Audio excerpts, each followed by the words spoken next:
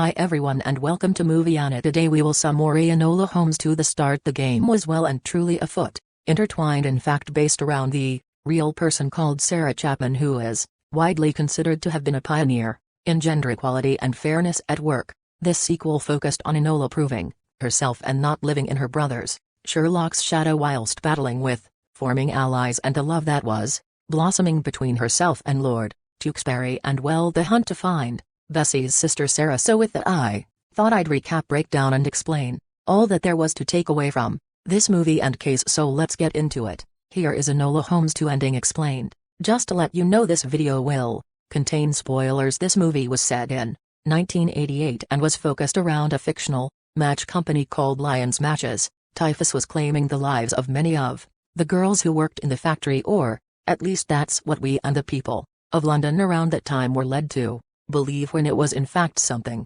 far more dark. Darcy, as the movie went on, we saw that the Lion Corporation had doubled their profits in the space of 2 years, which tied back to when they changed their matches from red to white. The company started using phosphorus, which was a cheaper alternative to what they used before in the formula, but it was far more dangerous and deadly to the people that were around it for elongated periods of time throughout the day. Henry Lyon and Lord McIntyre were the two people specifically who were profiting off of the misfortune and death of the girls, as the cheaper alternative put more money in their pockets, and the proof of this was exactly what Sarah had stolen and was hoping to get exposed, so that the people she cared about most would stop dying at the hands of the rich getting richer, who was the blackmailer. We saw that there were two separate cases going on. We had Enola's case of finding the missing girl Sarah, who it turned out was disguised as Miss Cicely, who wanted to get Lord Tewkesbury to expose the information that she'd retrieved from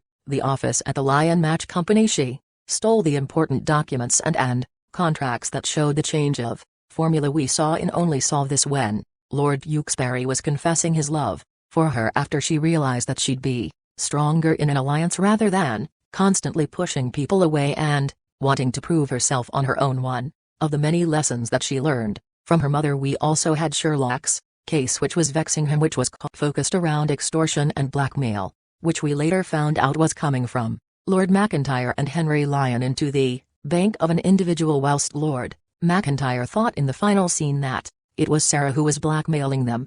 Due to her having the evidence, it turned out that it was in fact the person who had been lurking in the background the entire time, and that was his secretary, Myra Troy, an anagram for Moriarty. She had managed to give clues to Sherlock to the point where it was confusing him greatly, but he called upon McIntyre to arrive at the crime scene so the real blackmailer would also accompany him. Myra Troy hired Inspector Grail to retrieve the documents that Sarah stole, so that she'd be able to continue with the extortion and blackmail of McIntyre and Lyon. As if the documents were released to the people and the news broke, then she would have no other way of making that kind of money. Whilst she was the mastermind behind the crime, there was meaning behind why she did what she did. She uttered the line, "Where is my place in this society? I'm a woman. I cannot join clubs, I cannot own shares, I cannot advance myself as they can, so I found my own way." And it was fun. It's shone a light on the lack of equality in society at the time for women, and this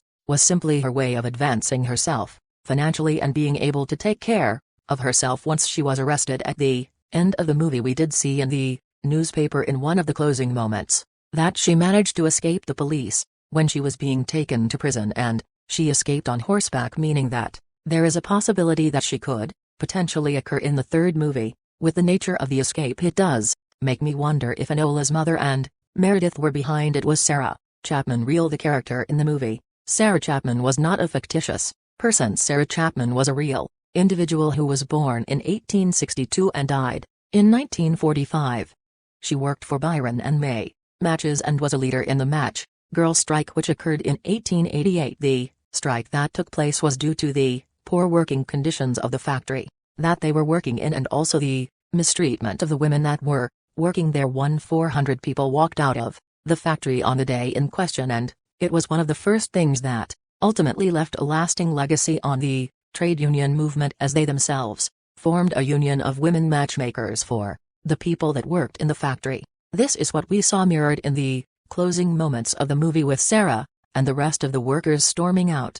How Enola changed throughout the movie. At the start of the movie we saw that she was being undermined by all of her clients, as they would have rather had Sherlock investing their cases rather than her. This was because they viewed her as younger, and also because she was a woman. People couldn't see her for the great detective that she was. This was something that was impacting other arms of her life as well. She was face the independent, as she felt as though she had something to prove to others, but more importantly herself. She was turning down assistance from her brother Sherlock, pushing Lord Tewkesbury away despite the fact that he cared for her deeply, and she was prepared to go at it alone, even though it was taking more time than it should have and was causing her to be in more danger than usual. The use of the flashbacks containing lessons from her mother when she was younger were strategically used in the movie, as it showed us that she valued the opinion of her mother greatly, and she was a reason as to why she was like what she is today, fiercely independent and fiery.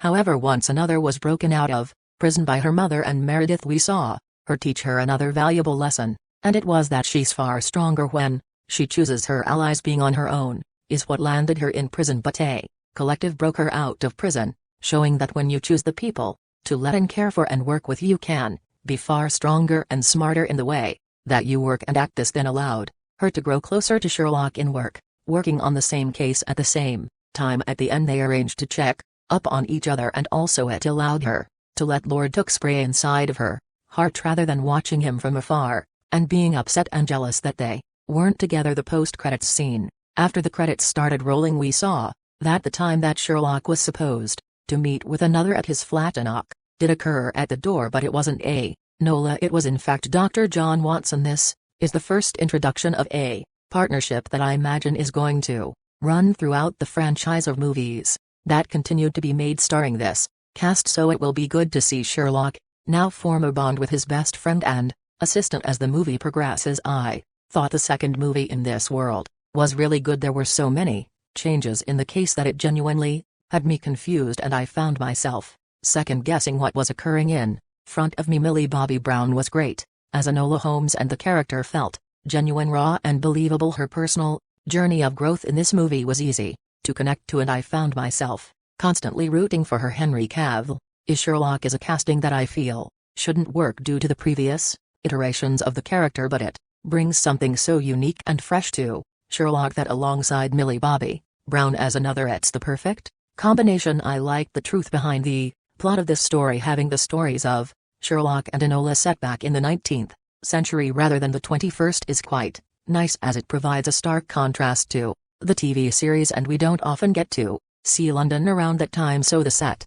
design and environment is always good to look at and appreciate. I'd recommend giving this a watch because it was exactly what you expected: enjoyable, fun, and thought-provoking. So there you have it, Enola Holmes 2 Ending Explained. If you want to see more videos such as endings, explained theories and predictions, and character breakdowns, then click on the I button, or alternatively you can head over to my channel where you'll find them all. If you'd like to give me a show or movie that you'd like me to review, then head over to my Twitter at bringpilot_ and sweep me would show one movie you'd like me to review next. And finally, if you'd like to see what I read the latest movies that don't quite make the cut to getting a dedicated video, then head over to my Letterboxd profile. It's where I rate the latest releases in real time. And don't forget to subscribe to Moviana.